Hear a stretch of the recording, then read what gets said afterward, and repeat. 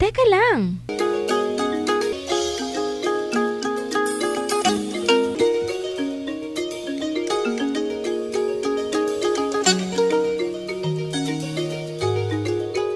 Teka lang!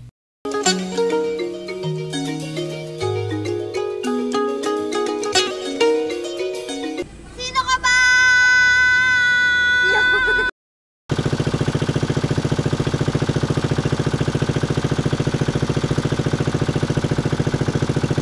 Ang Laguna de Bay ay ang pinakamalaking lawa na matatagpuan sa Pilipinas. Pangunahin itong pinagkukunan ng kabuhayan ng mga mamamayan mula sa 14 na lungsod at 47 bayan sa Calabarzon at NCR.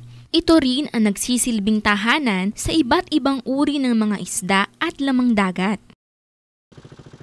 Ito ang pang-araw-araw na gawain ng mga taong nasa paligid ng lawa ng Laguna. Tunay na napakalaking benepisyo ang makukuha nila mula rito. Ngunit sa kabila nito, marami pa rin sa mga tao ang hindi lubusang nauunawaan ang epekto ng kanilang mga maling gawain, hindi lamang sa kapaligiran, ngunit lalo't higit sa kanilang kalusugan.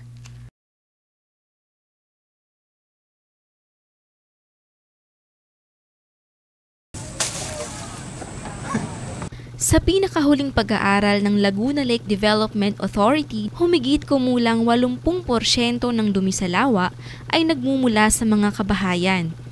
Samantalang ang nalalabing 20% ay galing sa mga duming nagmumula sa agrikultura at industriyang malapit sa lawa. Kung heavy metals ang pag-uusapan, di hamak na mas malaking bahagi ang naiaambag ng mga industriya kaysa sa mga kabahayan. Ngunit hindi ito nangangahulugang dapat ipagsawalang bahala ang ating kontribusyon sa dumi ng lawa. Kasama sa mga basurang ito ang mga hard metals gaya ng copper, chromium, cadmium at lead. Ang mga hard metals na ito ay maaaring makuha ng mga tao sa pamamagitan ng bioaccumulation. Ang bioaccumulation ay isang proseso kung saan nakukuha at naiipon sa katawan ng mga organismo ang mga heavy metals.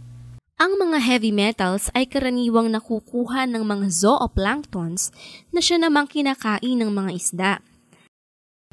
Sa pagkakataong makain ng mga tao ang mga isdang ito, maaaring pumasok ang mga heavy metals sa kanilang katawan.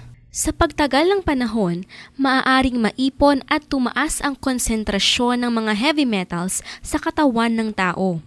Ito ang tinatawag na biomagnification.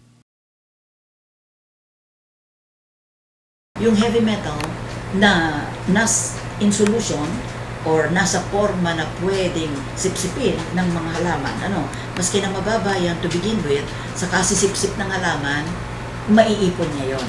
Yun ang tinatawag na bioaccumulation. Ayun. So, ang isang organismo, pwede niyang i-accumulate.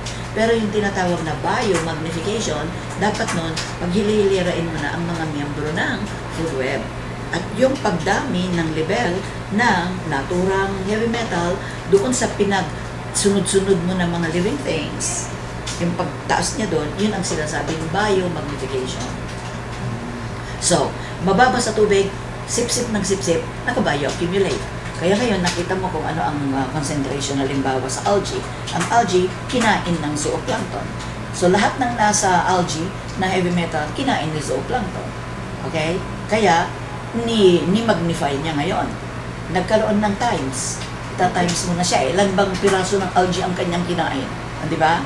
At sa bawat cell ay ilan ang konsentrasyon. Di-multiplyin mo yon. Ayun. Pagkatapos, kumain pa siya ng iba't ibang klase ng algae na iba't ibang concentrations. Kaya, na-magnify at every step of the food chain. Hanggang sa tayo ang kumakain ng isda, ang isda ay kinain niya ang mga nagkainan na panay sinipsip lahat yung heavy metals. Kaya ang pinakamataas na konsentrasyon ng heavy metal ito sa tao. Kaya pag tinignan mo halimbawa ang level ng lead sa gatas ng ina, maaaring mataas doon. So kung sabi nila ang masyadong mataas na konsentrasyon ng lead ay in the course of time para sa mga tao na palaging kumakain ng mga pagkain na mataas na lead ay magmamanifest sa medyo mahinang pag-iisip, mahinang intelihensya ng kanilang mga anak o nila. Karaniwang nakukuha ang lead sa mga bagay tulad ng pintura, baterya at mga plastik na karaniwan ang ginagamit ng mga tao. Kapag itinapon ng mga bagay na ito sa mga creek o sa mga ilog na patungo sa lawa, ito ay maaaring dumagdag sa antas ng lead sa lawa ng laguna. Ang naipong lead sa katawan ng tao ay maaaring humantong sa pagkalason. Sino man ay hindi ligtas dito, lalo na ang mga bata na madalas magsubo ng kamay matapos maglaro. Kapag naipon ang lead sa katawan ng mga bata, ito ay maaari magdulot ng problema sa paglaki at kahinaan sa pag-aaral. Hindi rin ligtas ang mga matatanda sa masamang epekto ng lead. Maaari itong magdulot ng mataas na presyon ng dugo, pananakit ng kalamnan at mga kasukasuan, pagkabaog at problema sa memorya at konsentrasyon. May magandang balita! May magagawa pa tayong lahat upang maiwasan ang pagkalat ng lead sa lawa ng laguna.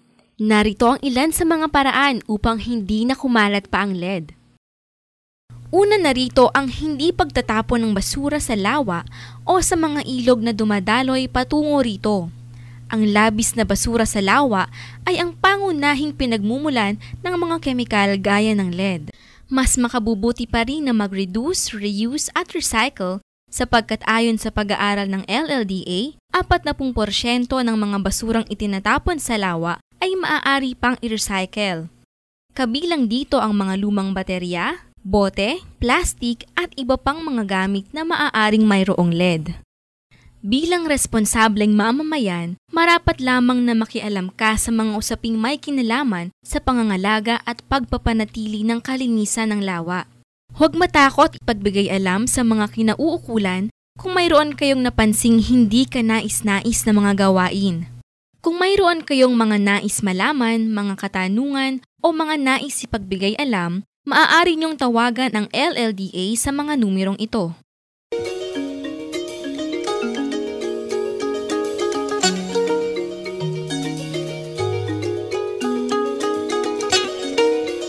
Malaki man o maliit, bawat pagkilos ay may kaakibat na epekto, maging ito man ay sa kalikasan o sa ating mga sarili. Kaya, teka lang, alamin mo muna ang responsibilidad mo sa pagpapanatili ng kalinisan ng lawa.